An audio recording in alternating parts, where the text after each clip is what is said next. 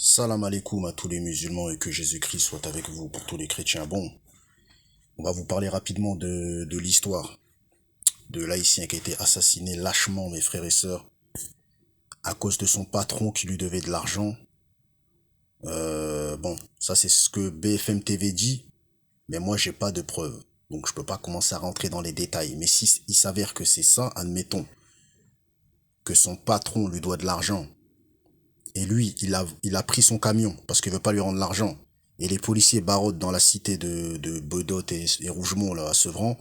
Et ils l'ont vu, ils l'ont mis une balle. Ça veut dire tout simplement que ce meurtre, parce que c'est un meurtre pour moi, c'est un assassinat, a été commandité par son patron, inconsciemment.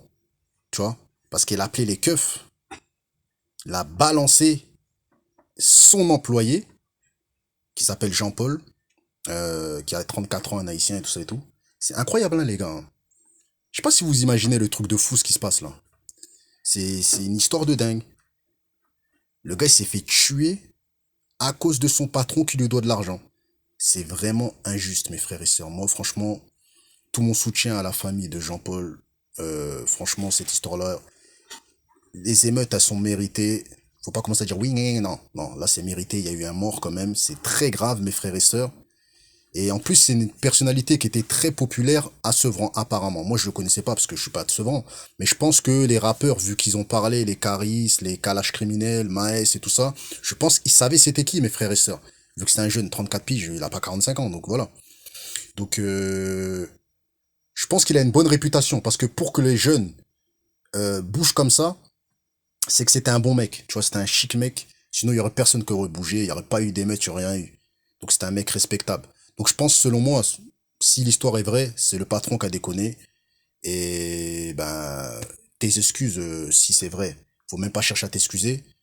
Je pense qu'à mon avis, tu devrais déménager parce que là, à mon avis, il y a beaucoup de mecs qui vont être sur tes côtes.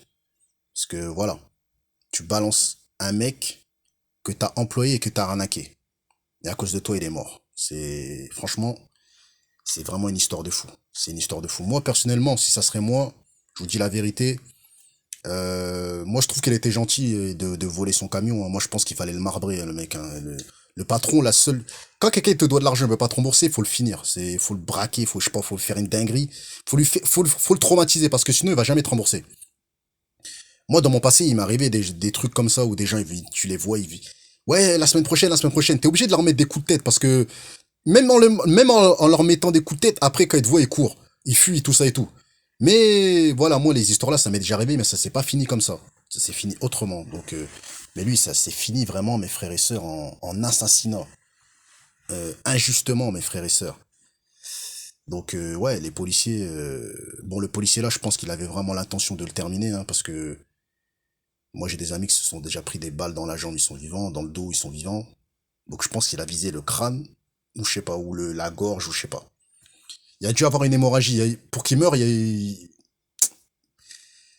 j'espère que le policier va prendre au moins 45 ans de prison parce que là, franchement, c'est chaud quand même. Ôter la vie de quelqu'un pour un camion volé, soi-disant, alors que c'est même pas un camion volé, c'est un dû. C'est ce qu'il lui devait. Donc, bref. Ciao, les gars.